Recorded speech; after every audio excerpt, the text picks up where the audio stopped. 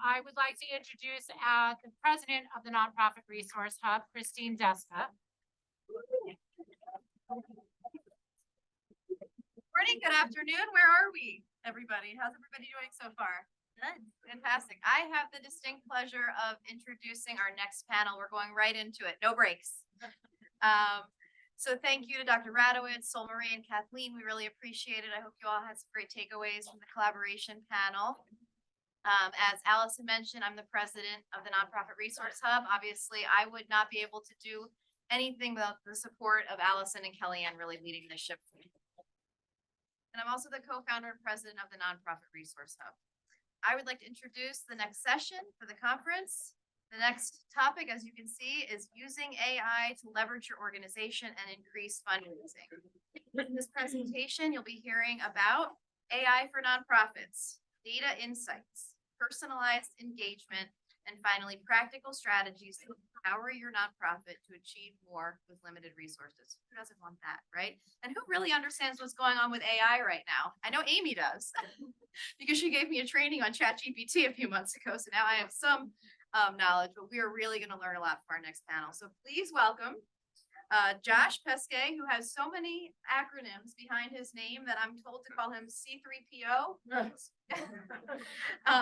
of RoundTable Technology, and Darren, the founder of Powered by Professionals. So warm welcome. Right. Darren, why don't you introduce yourself first? Perfect. Welcome, everybody. I'm Darren Ford. I'm the founder and CEO of Powered by Professionals. We're a fundraising and event management firm. We do work exclusively with nonprofit organizations, and we do work all across the country. So things such as major fundraising events, galas, run walks, concerts, any kind of major fundraising event, working with your donors, with your event logistics, as well as your technology and back office support. That's me. Joshua. And I'm Joshua Peskay. I'm with RoundTable Technology. We are a managed service provider. We provide technology services of all kinds to nonprofits, and I specifically do a lot of cybersecurity, strategic planning, a bunch of virtual C-suite stuff. That's where the 3 CPO comes: CIO, CISO, CPO. Blah, blah, blah. Anyway, so that's me. And the last probably year and a half, I've been doing a ton of AI. My colleague Kim Snyder and I teach courses for TechSoup, for NTEN, for RoundTable itself, for a variety of other partners, and have been doing a lot of AI training over the last couple of years. So we're going to start with a question for everybody. And normally I would have you move around the room, but it's a little tight. So we'll just have like a show of hands, I guess.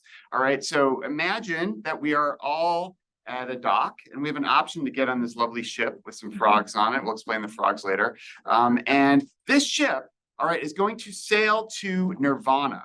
All right, it's going to be a world where, you know, everybody is healthy, there's peace, there's prosperity, no one goes hungry, everybody's got homes, absolute, you know, paradise. All right, it's a little catch, well, there always is, all right, which is that there's like a 10-20% chance that we're going to get to paradise smooth sailing, no problems. All right, 10%, 10% that we're going to get there with no problems. All right, there's like a 70% chance that we're going to get there, but it's going to be like 5-10 years of really rough seas. Some of us are not going to make it.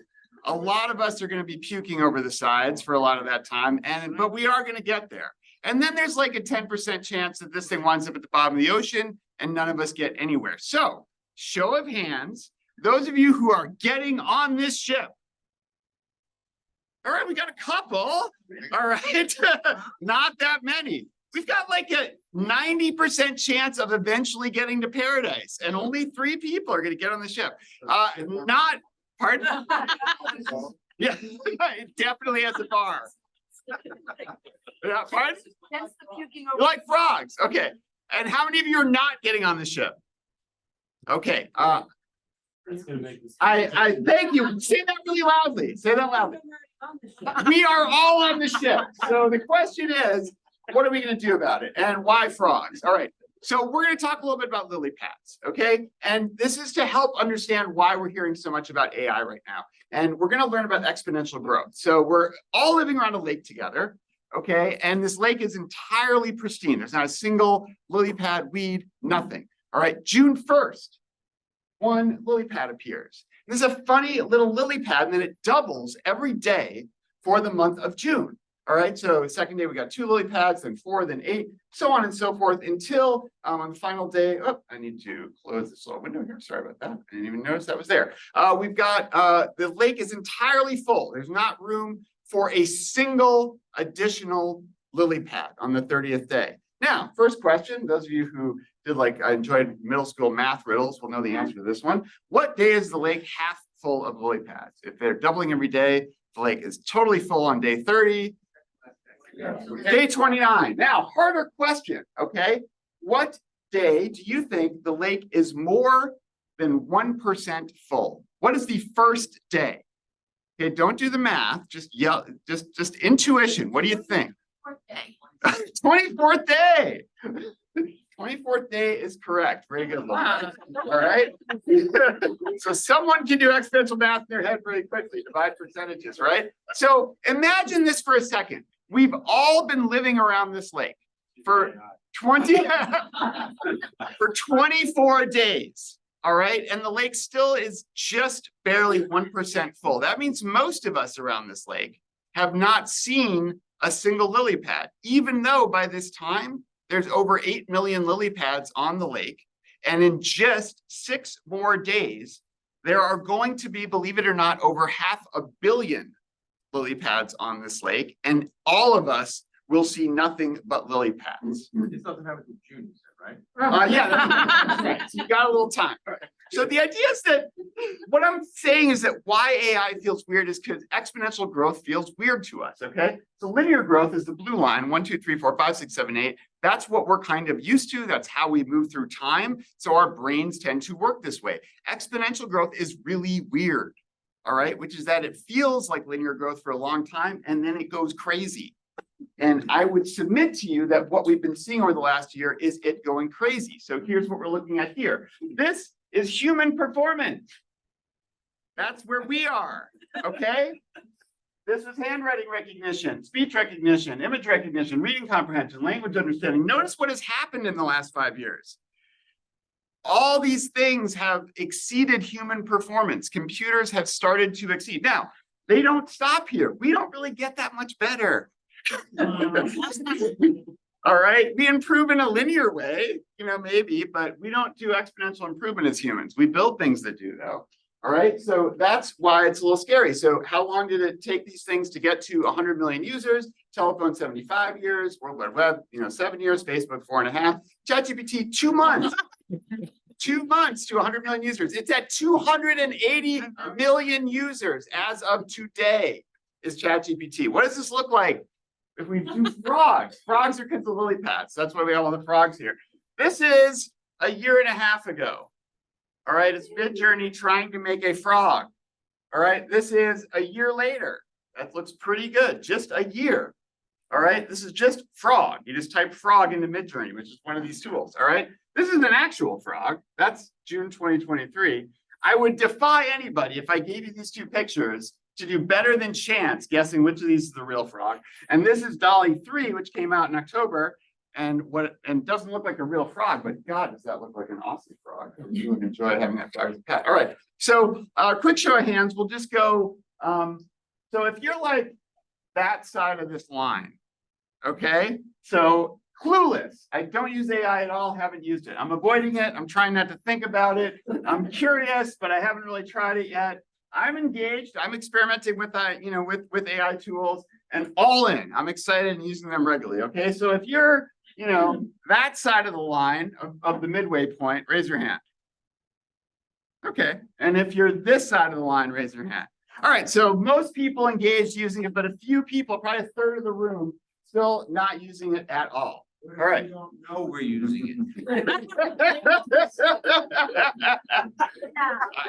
Do you use Grammarly? Do you use Netflix? Do you use Amazon? Then you are using AI. Yeah. How much is it using us? Yeah. It's a great question. We'll get to that. Josh will get to that. So just so a study came out, and it was less than 30% of nonprofits are actually using AI, as opposed to being used, as some of you are saying. And now the question becomes why, and you see some of the reasons why here on the screen. And I would like to know from in this room, the people who are not using it, are these the reasons why you're not using it, or what area? Yeah. Yeah, I mean, think about it, if you're a small nonprofit, you don't have resources, you don't have a person to do it. Even an example for our company, we have 13 full-time people. So we have one person who I literally said for the next 3 months, this is like whatever it was, 6-9 months ago. I was like, you just learn AI, everything to know about it. I don't want you working on anything else. Just figure it out and meet with me every week and give me updates on what you're learning. So if you have someone on your team who's kind of bright, sharp, and is willing and is excited about that, it's an idea to give them a little project, even if it's not all their time. Maybe it's, I need you to take 10 hours a week. I need you to study it, and then I need you to report back what you're learning. You also have to have, do you have a digital strategy? 50% of nonprofits don't have that. Limited understanding of really what's available, and that's why you're here today. So you're going to learn about it. And Josh, being an expert, is really helping us kind of navigate through this. And then just the uncertainty and fear, like what happens when I use it? Like, what am I going to get myself into that I don't know what I'm doing because you don't know it well enough? It's that concern. So we're going to talk about all these things, but those are the reasons why. But 80% of for-profits are using AI to some degree. So we got to change that, and that maybe because they may have more resources, and some of these things are, some of these reasons are why they are using it and we're not. But we have to catch up. Yeah, The next slide. It's on you. All right. And so why nonprofits now? Why have I spent like the last year and a half doing so much teaching about AI? Why am I so driven to help nonprofits adopt AI? A lot of what Darren just said, right? It's a competitive thing. It's nonprofits. I've been in nonprofit technology for 30 years, and I've seen the cloud technology, I've seen cybersecurity, I've seen AI. And nonprofits are consistently, 3 to 5 to 10 years behind the enterprise world in adoption of new technologies.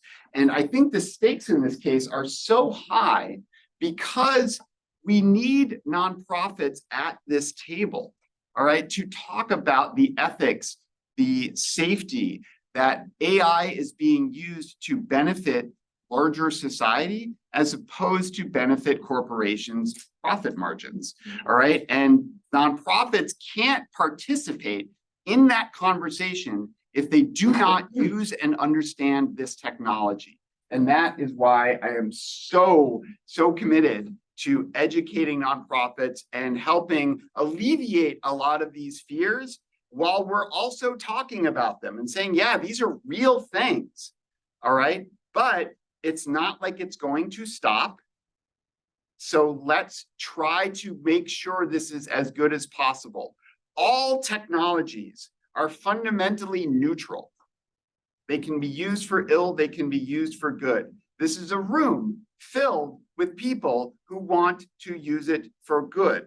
So I hope that you come away today with an idea of how you can start to do that. Right. So we have the ethics and safety issues that go on with this, from ensuring the privacy of your donors, number one, depending on how you're using the AI.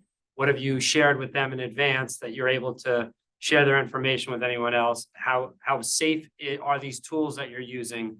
These are things that you have to be aware of before using them, and understanding if you hire a company or use a technology that's out there, making sure you understand how protected you are as an organization.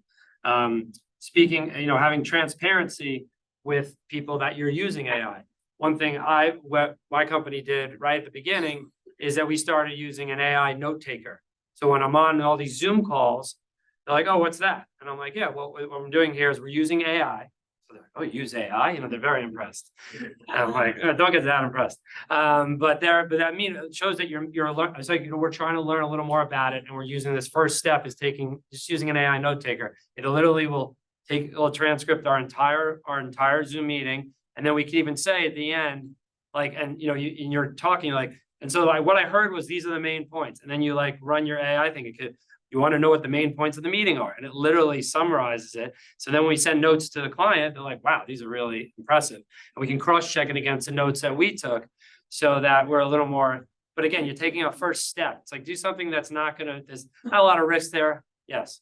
What do you see with respect to using something like that for board meetings? And where you can start getting down that slippery slope of having all of that information verbatim for board meetings? Yeah, I think it's just I'm not a lawyer here. There are lawyers in the room. But I would say that it's, again, it comes down to transparency of discussing in advance. Is this okay if we're going to do this? And the information discussed here is going to be recorded in some capacity. But I'm not a lawyer. The other thing I would just quickly touch on is you use AI to make sure there's not bias in there. So you want to be careful of what you're doing. You do have to review stuff that you do in AI. It's not like you just use it and it's like, oh, it's good to go. It's perfect. It's very good, but it may not be perfect, and it's not human. So there is a little piece of that you're going to have to just take a quick read, make sure it's accurate. And we're going to talk about different ways that we use it in our business when we work with nonprofits for events and fundraising in a little bit. Turn it back. All right, Josh. Let's get a little bit specific about the bias, actually. Sorry. So to talk about one of the ways that bias shows up in AI, we're going to listen to this little video clip. All right.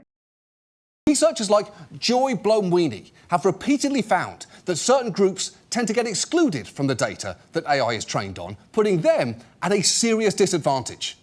With self-driving cars, when they tested pedestrian tracking, it was less accurate on darker-skinned individuals than lighter-skinned individuals. Joy believes this bias is because of the lack of diversity in the data used in teaching AI to make distinctions. As I started looking at the data sets, I learned that for some of the largest data sets that have been very consequential for the field, they were majority men and majority lighter-skinned individuals or white individuals. So I call this pale male data. Okay, pale male data is an objectively hilarious term, and it also sounds like what an AI program would say if you asked it to describe this show. But biased inputs leading to biased outputs is a big issue across the board here. All right, the Algorithmic Justice League, and by the way, Dr. Blomweeny just released a book on this topic, and there's actually a lot of decent work being done on this. But if you think about it, like the world has systemic bias in it, and these biases have showed up in a million ways. So this exists in the data set that AI models have been trained on, and therefore, unless you correct for these things, you're simply perpetuating existing biases that have already existed in the data. And you have to understand that as you start to use these systems, all right? Fortunately, there are a lot of people paying attention to it. Again, why I want nonprofits in this conversation is because nonprofits are more likely to care and pay attention to these things. Now, there is this elephant in the room. As you start to bring this to your organization and your staff starts to do something and your development grant writer goes into ChatGPT-4 and the thing spits out a beautifully written grant in 5 minutes, the first thing they are going to think, I swear to you, is I'm out of a job. All right, this is everybody's very consistent reaction to first encountering these tools doing something very well. It is ridiculous to ignore that or pretend that that is not an anxiety that people feel. Now, here's what I will say about it. No one knows how this is going to play out. And anyone who says they do is arrogant to the point of being delusional, all right?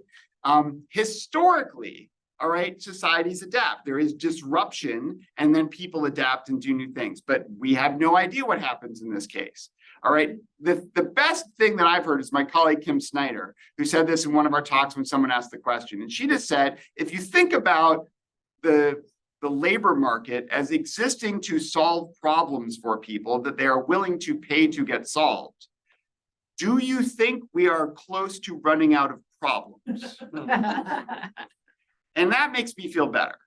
I will be honest, okay? But to say this isn't going to be disruptive is ridiculous. But how it will be disruptive, I think we have some influence over, right? But is largely out of our control, but it's going to happen. But and there's a really trite thing that you will hear that I hate. which is your job isn't going to get taken by AI. It's going to get taken by someone who's using AI. Okay. Has anyone heard this? Seen this written anywhere? Like your job? Yeah, that's nonsense. Okay. It's yes, you should be using these tools and learning them because they're going to be important to moving forward. But what jobs are going to stay and go and change, I have no idea. And I would say that anybody who does is ridiculous. All right. So we'll keep going on. All right, so I'm going to skip through some of this because we're a little bit short on time. This is like a circles of control. It's sort of a way I deal with my anxiety around these kinds of things, which I experience quite a lot of actually, not related to AI, just life in general, my own cross to bear. And this idea of like circles of concern, circle of influence, and circle of control. Circle of concern is stuff you might be worried about.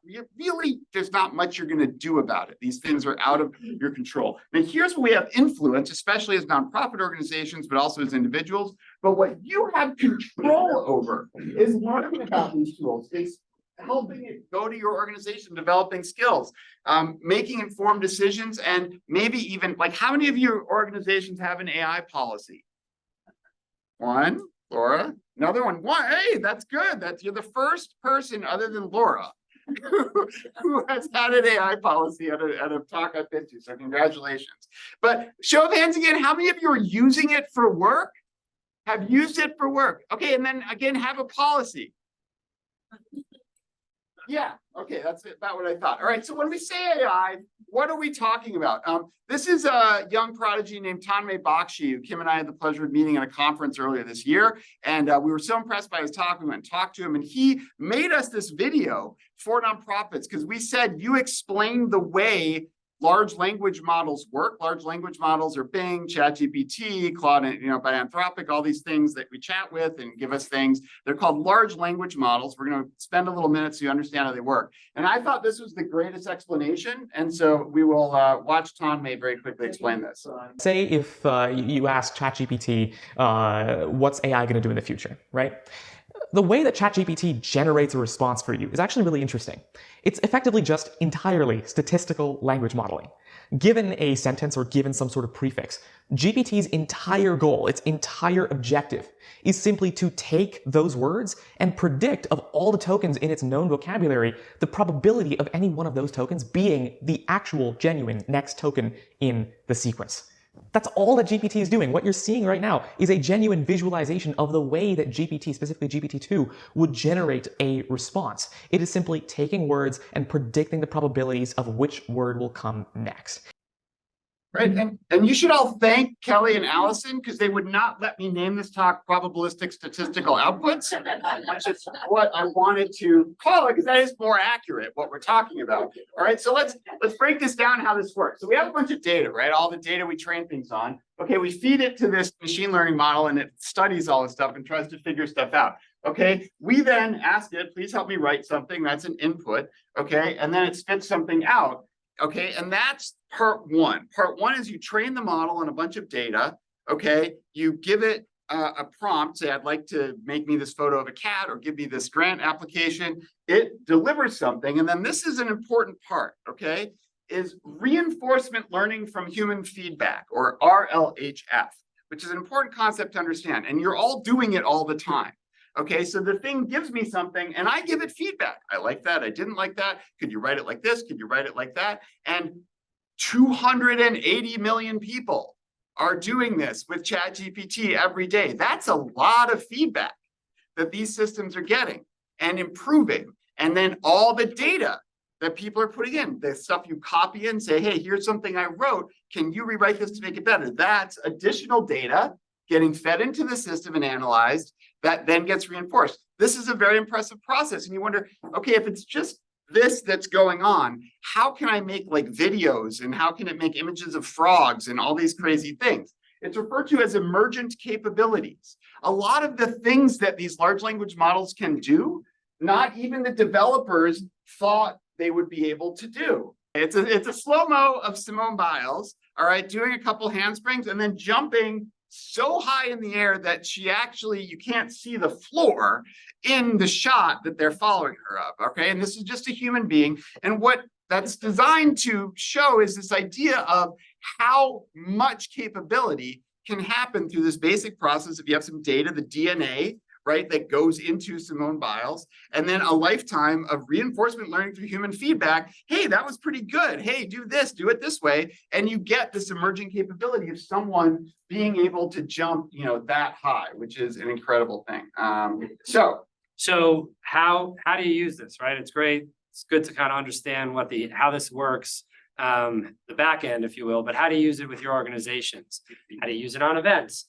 How can you leverage it in a way that's safe and also that your team can learn at this level? So what we do is we leverage it for things like an auction or a raffle. So something simple, but can be very time consuming. Oh, we just got 25 things for the upcoming event and we have to write descriptions for every single one of them. You give it to someone on the staff and they spend like 5 days writing. What they're doing is beyond me, but they're working on it for a long time. So it's like, I don't really know much about that. Okay, well, use the tool. And we use a tool called Jasper, which I'll talk about in a minute. And you put some information in and then spits out, I want it to be 3 sentences or I want it to be a paragraph. You tell them what you want and it spits it out for you. You look at it, is that what I wanted? Perfect, done. You got descriptions written. Drafting emails for outreach letters. Talk about sponsors, potential donors, reaching out to your contacts. We have standard letters that we've used for years. Let's put the letter in and see what AI thinks of it. Did they like it? Is there another way maybe it could be reworded slightly and have I want it to have a different tone. Tell it you want it to have a different tone. It'll have a very different tone. So it's very cool what you can do with that. You obviously have to still read it after to make sure it's saying what you want it to say, but I want it to be more sophisticated. I want it to have different types of language. So these are just a few of the areas that we've been able to leverage. Honoree bios, what you'll get on an honoree at an event, they send you their resume. Okay, great. How am I supposed to do with this? Or they send you their bio, which is like 2 pages long. You can't use 2 pages. So you can literally take it, share with the tool, AI tool, and it can condense it into a nicely written bio. Or you just give it the facts and you say, turn this into a bio. So it's really amazing what it can do, and it makes the staff look really good. They're excited because they just save them a lot of time and they feel maybe a little more creative. And then if you're also trying to create blog, everyone says you should have blogs on your site. You should have this on your site. You have the upcoming newsletter you're working on. There's just a lot of different ways to leverage it for things like that. And it's not taking the marketing person out of the equation, letting the marketing person work with it to see how to enhance, how to maybe make it more, more things that they don't have the time to do. They can leverage. It could be links and it can be put on your website. All right, and then this is one of the tools. ChatGPT has a plus version, which I know Joshua uses, which you pay for. But Jasper was one of the more popular ones, let's say 6 months ago, whatever it was. And when we started using this, we decided to use that one. So I have two or three people on the staff that are using that tool to kind of, leverage it. If other people have questions, they work with those people to get something put together. So everyone doesn't have to be the expert on it, kind of having that person they can go to kind of work with them. And we're gonna hold on questions just because we're very tight on time. We're not gonna finish anyway, so you can keep going. So a quick game, it's very quick, and then we're gonna go back to Darren. All right, so we put a song title verbatim, no changes, into DALL-E 3 and got this image out. Anyone have a guess as to what it is? Brain, thank you. Next one, Darren. All right, this one? No, we haven't. All right, last one. Little tougher. I'll give you a hint. Bob Dylan song. Tangled Up in Blue. There we go. All right, back to you, Darren. You can also use this for images. So if you're trying to create certain images, you can you either give them, like I think Joshua shows you an example with the frogs, but you can put in an image and say I need this created, and it will build it for you. Will it be perfect or will it be what you want? I don't know. That'll depend on what you're looking for. But there are really amazing there are tools out there that enable you. What is that asking for? Because it's blocked. Yeah, I don't have the thing in front of me. Sure. You can just drag that. Oh, I can tell you. Hang on. Sorry. Yeah, the Zoom thing's in the way. I'll tell you. It says a doctor researching in a lab. That was the prompt. So you say that and it pulls up images, creates images for you. What program is that?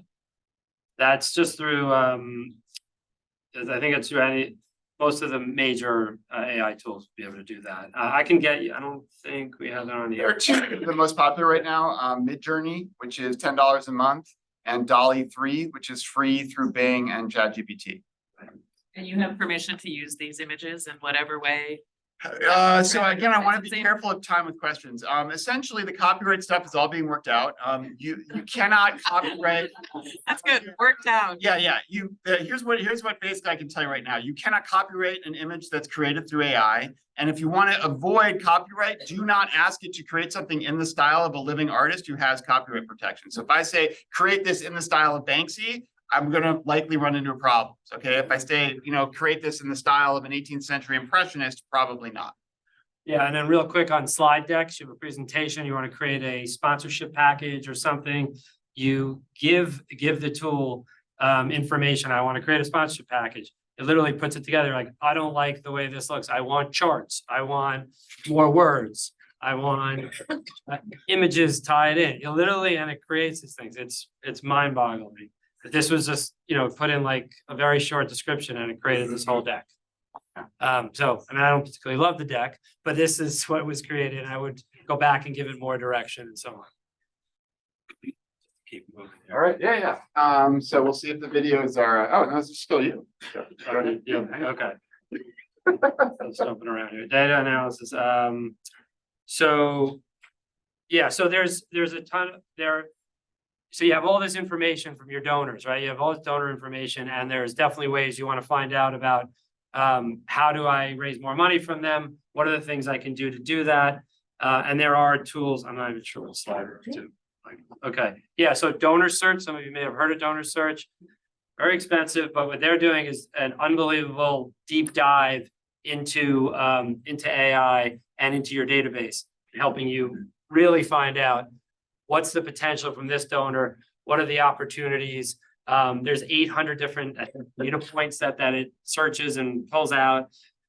Again, this is probably past most people in the room right here, because it's the next level. I don't think we're really there for the most part, but I just wanted to at least share it. But they do provide a free demo so they can show you, how that looks and what they're able to do. All right. So we're actually maybe gonna make it on time. So I'm not gonna show you this whole video. But what I am gonna show you is she talking? She is. I'm gonna mute her, so I'm just gonna talk. So this is my colleague Kim Snyder, and this is a video she made that shows you, by the way, it's no longer called data analysis. So she's uploading a CSV file, just a big data set, okay? And she's gonna just start asking it questions. So this is an HR data. So she's basically gonna get an initial plan. This is something that's part of the paid GPTs. This is $20 a month. You can have access to this. I will submit to you that as we watch what's going on here, for $20 a month, you can basically make anyone in your organization a fairly sophisticated data analyst, in the sense that they can plug in data and talk to it in plain language and ask questions of the data. All right, so she starts to perform a high-level analysis of this data. It's going to start telling what the attrition rate is, other things, and we're going to skip through this because we are just so tight on time, but it can make visualizations. All right, so we can just ask for different data visualizations, box and whisker charts, or pie charts, or bar charts, or all of these different things. All right, it can analyze different aspects of the data, and you can even start to ask, if I wanted to move these particular variables, what other variables would I want to move? So if I wanted to reduce attrition, what are the things that would seem to be correlated with a reduction in attrition for my staff? And that's what she starts to work through, all right, in this data set, okay? I know there's going to be a lot of questions about all of this, all right? And then at the very end, all right, we're going to go ahead and ask it to write a general summary executive report of this data set. That is about 20 minutes of work, all right, that it took her to do all of that. Okay, so yeah, insane, right? Okay, and I'm gonna skip just your slides really quickly, and we're gonna just very quickly, okay, and then I'll give it back to Darren for the end. In this video, you are going to see me speak a few different foreign languages, provenienti da diverse parti del mondo. Sembra che parlo fluentemente queste lingue. Franchement, Je ne parle presque pas anglais. Pero en este video me verás hablar inglés, luego español, francés, italiano y finalmente hindi. आप इन भाषाओं में धारा प्रवाह या स्वदेशी बोलने वाले हो। मैं धारा प्रवाह से बोल रहा हूँ। So how many people noticed the mistake I made in the video? Spanish was in Italian. Correct. I reversed Italian and Spanish. Any fluent speakers of any of those languages in the room? Anyone? Yeah? How was the Spanish? That's really good. Really good? Yes. Italian, and how was it? Great. It was great? Yeah. I do not speak any of those languages. That again took maybe 15 minutes to do that using a tool called HeyGen. All right. So I'm going to give it back to Darren, and Darren, you got the rest. So let's go back to, yeah, and you can just skip through the other one. So go ahead. Yeah. Yeah, so you can create videos, you can take videos that you already have, you can add in text onto those videos. You can use avatar narrators to create short videos. So there's just unbelievable possibilities here. And I think what's easy with this is, oh, it all sounds great. And then you leave here, you're like, there's no way I'm doing any of that. But I don't think that's it. I think it's coming up with some sort of plan. And it could simply be, I have one person on my team, I'm gonna spend a little time with them, and we're gonna start to learn this together. And so you get a little bit of an understanding, and then this person gets excited that you're kind of empowering them for this opportunity. And I again, this is a lot of different things. You're not going to be able to do all of them right away. But figure out, spend some time in the chat GPT, like Joshua said, and there are plenty of tools. And we have, I know at the end here, I don't know if it's on the end here. There's also, you can do sign language, so you can have text for an event, and you can have the screen put up and they can be doing sign language for the whole event instead of having someone there doing the sign language. It's kind of wild. Oh wait, to go back to that, let me let's do that and then we'll wrap up. Real quick, just by the way, in case anyone thinks like these tools are really complicated and out of your hand, I want to point out, okay, that Kim and I, every video that you showed that I put up there, Kim and I did. All right, I have a bachelor's degree in English and I do not code. All right, Kim has a master's degree in social work. Now, we've been working in technology for a long time, okay, but we don't have any kind of special skills other than we like to learn and we like to play with new technology and see what it's capable of doing, and with a focus on solving problems that we have today. All right, now it's cool, it's fun, it's it's trendy. I could have given two craps about crypto. Like, it just wasn't interesting because it didn't solve problems that we had. This solves problems that we have every day, and that's why I'm excited about it. And the pace of change is ridiculous. We taught our first course a year ago.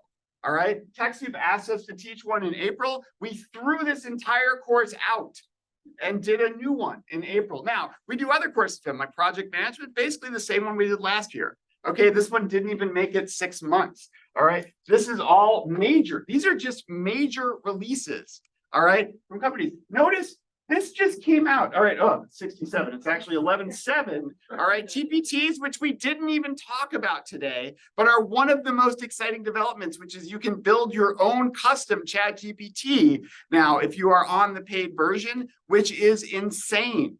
All right, there's so many cool applications of that I can't even talk about it. We did the course again. We're just wrapping up. And we had to throw away the entire curriculum again. We'll be doing it in the spring, and we'll have to throw it out again. That's how fast this stuff is changing. Darren. And one thing, what is the one thing everyone in this room does not have enough of? Time. Thank you. What does this save you? Time. Time. All right. Thank you for listening to us.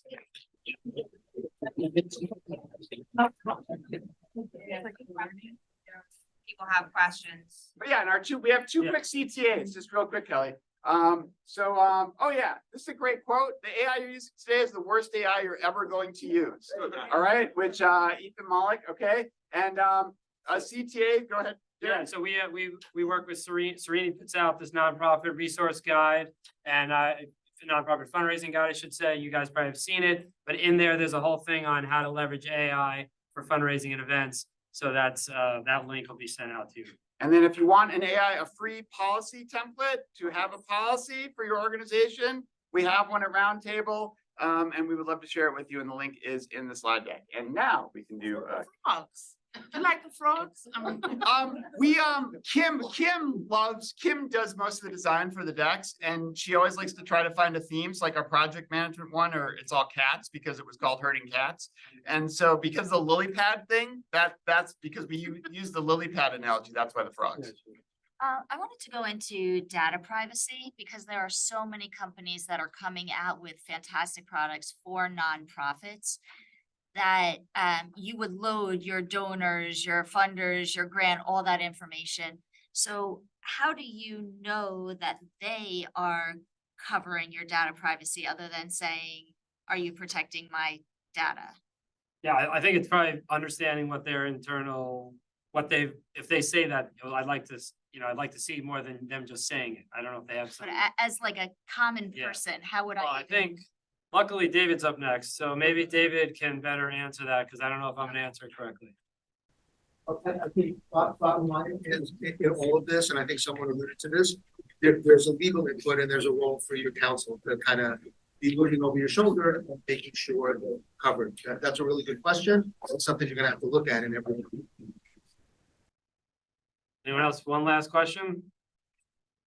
I want to say we're actually doing another webinar on November 30th, data ethics in the age of AI, that will address some of this. So we'll send that out with everybody with the recordings of today's event. Or if you could just send me a link to that, we'll include that so that if anybody is interested in attending, we will have that information.